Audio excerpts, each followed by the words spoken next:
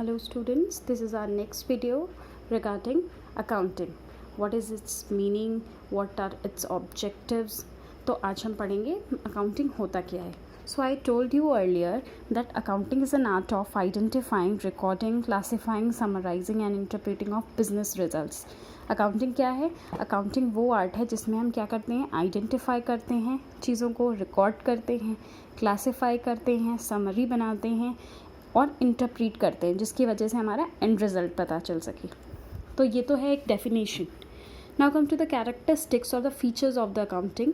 Number 1, accounting is an art as well as science. Accounting एक art है और एक साइंस भी है. आर्ट इसलिए है क्योंकि इसको करने का तरीका अलग होता है, एंड साइंस इसलिए है because everything is done on systematic manner. Number 2, recording of financial transaction only. That means only financial transactions are recorded in the books of accounts. Non-financial character are not, and which are not so useful, are not recorded in the books. Number 3, recording in monetary terms or terms of money. Every transaction which are recorded in books are in terms of money only. Non-monetary transactions are not recorded. Next point is classifying. After recording the transaction, the journal or subsidiary books are maintained.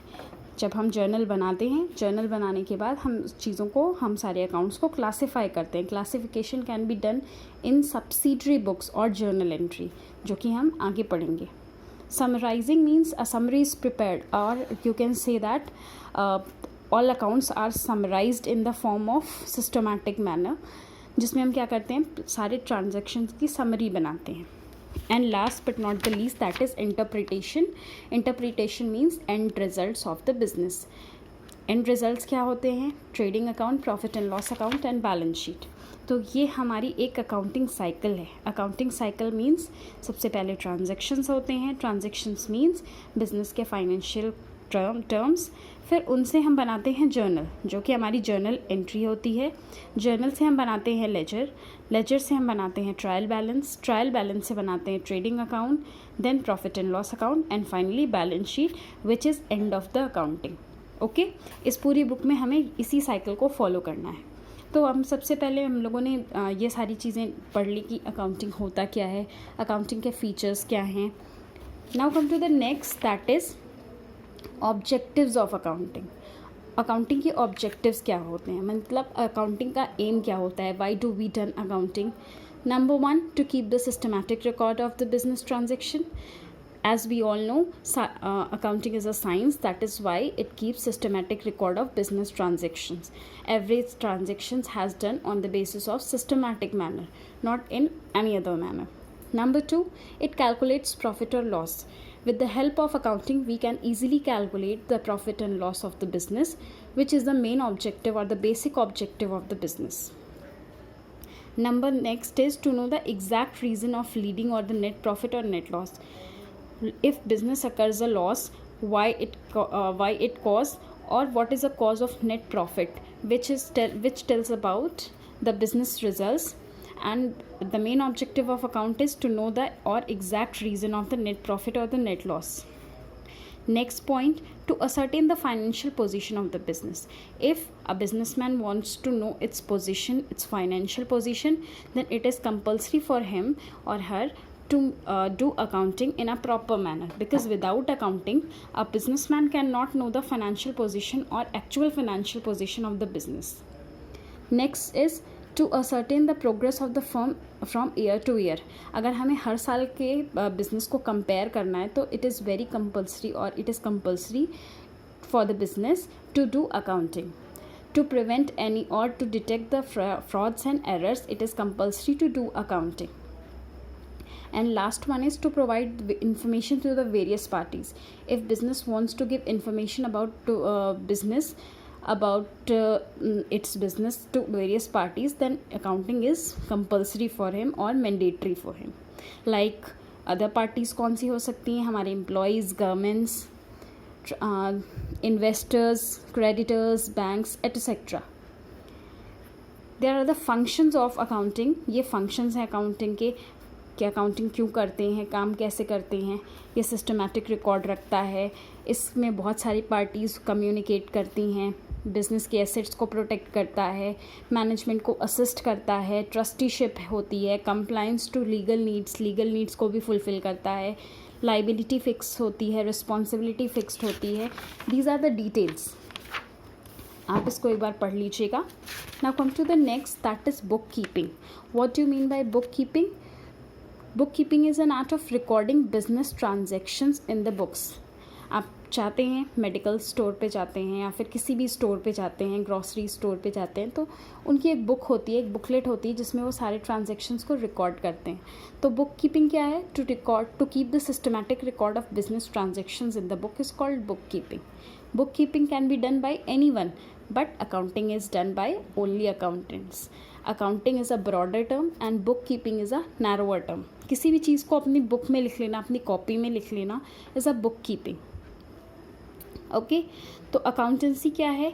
As I told you earlier, accountancy is a subject which contains rules and principles regarding accounting and it is a systematic knowledge of accounting in which rules, principles and techniques are applied.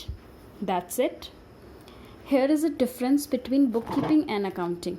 Bookkeeping and accounting में क्या difference है? Bookkeeping includes identify the transaction of financial nature. Bookkeeping में हम ये पहचानते हैं कि कौन से transaction हमारे financial nature के हैं, कौन से non financial. और अकाउंटिंग में हम क्या करते हैं? अकाउंटिंग में हम बुक कीपिंग तो करते ही हैं, साथ में हम समरी भी बनाते हैं और ट्रांजेक्शन्स को क्लासीफाई करते हैं. Bookkeeping is a primary stage and accounting is a secondary stage. The main objective of bookkeeping is to maintain systematic record. Bookkeeping का मेन मोटिव क्या है? सिस्टमैटिक रिकॉर्ड रखना. और accounting का main motive क्या है? To ascertain the net profit और net loss और the financial position of the business. Bookkeeping function is done by the routine और क्लरिकल इन नेचर. ये क्लरिकल लोग भी कर सकते हैं, जो क्लर्क होते हैं वो भी कर सकते हैं. But accounting is done by and accounting is that function which is analytical in nature. इसको हर कोई नहीं कर सकता. Bookkeeping is perform by junior staff. Bookkeeping कौन करता है? जूनियर स्टाफ करते हैं. And accounting function is done by the senior staff. Bookkeeping के लिए लिमिटेड नॉलेज भी चल सकती है, but to do accounting we need higher level of knowledge. Last one is book keeper is not required to process analytical skill, and accountant is required to process analytical skill. Book keeper के पास analytical skill ना भी हो तो चल जाएगी, और accountant के पास analytical skill ज़रूरी है. Analytical skill mean skills regarding accounting. Okay, यहाँ पे अकाउंटिंग और अकाउंटेंसी के रिगार्डिंग भी डिफरेंसेस दिए हुए हैं, इसको आप पढ़ लीजिएगा. And types or subfields of the accounting, it is not compulsory and it is not in syllabus also. There are some things which are given in your book, so you have to read it yourself. It is not so important. If there any problem arises, then direct message to me. Here are the advantage or uses of accounting. Uses क्या हैं accounting के? Number 1, it is helpful in management of the business. If you want to manage the business in good or better condition, then accounting is must. Number 1, helpful in planning. It is helpful in planning. With the help of accounting, we can plan for our organization. Number 2, it is helpful in decision making. If you want to make any decisions regarding business, then accounting helps a lot. Helpful in controlling. With the help of accounting, we can easily control our business. Next, it provides complete and systematic record. With the help, as I told you, accounting keeps systematic record and full record. It provides information regarding profit and loss. ये profit and loss भी बताता है business के. Information regarding financial position. Business की financial position क्या है, business की balance sheet क्या है, कितनी एसेट्स हैं, कितनी लाइबिलिटीज़ हैं, ये भी बताता है. Enables comparative study. कंपेयर, हम अपने बिजनेस को दूसरे बिजनेस से या लास्ट ईयर के सेल्स या प्रॉफिट से भी कंपेयर कर सकते हैं with the help of accounting. And it is helpful in assessment of tax liability. क्या टैक्स पे करना है ये भी हमें पता चल जाता है. एविडेंस. तो evidence in legal matter, that means कोई भी लीगल मैटर्स हैं हमारे कोर्ट में, तो एज एन एविडेंस हम अपने अकाउंटिंग को एज एन एविडेंस प्रूव कर सकते हैं. Facilitate in sale of business. If entity wants to sell its business, then accounting information is utilized accounting जो है ज़रूरी होती है बिज़नेस सेल करते टाइम भी। हेल्पफुल इन रेजिंग लोन्स, अगर बिज़नेस को लोन चाहिए तो उस टाइम उसको अकाउंटिंग करनी पड़ेगी। And it is helpful in partnership account, अगर आप पार्टनरशिप बिजनेस कर रहे हो तो उसके लिए अकाउंटिंग बहुत ज़रूरी है। And it is helpful in prevention and detection of errors and frauds, अगर एरर्स हैं तो उस एरर को आइडेंटिफाई कौन करता है? Accounting. Here are the some limitations of accounting. It influenced by the personal judgement, sometimes personal biased होता है। Number 2, based on accounting concept and convention. Generally accounting is based on concept, so that is why it does not give the clear picture of it. Incomplete information, sometimes accounting does not give the complete information. Omissions and qualitative information, accounting only is done on quantitative basis, not in qualitative basis, right? Based on historical cost, ये history based होता है, means original cost original facts नहीं होते हैं इसमें। Affected by window dressing ज़्यादा होती है, मैनिपुलेटिव चीज़ें ज़्यादा होती हैं, एक्चुअलिटी कुछ और होती है। Unsuitable for forecasting. If you want to forecast your business, then accounting is not suitable for your business. So these are the some topics which we covered in this video. If you have any queries, direct message to me. Thank you.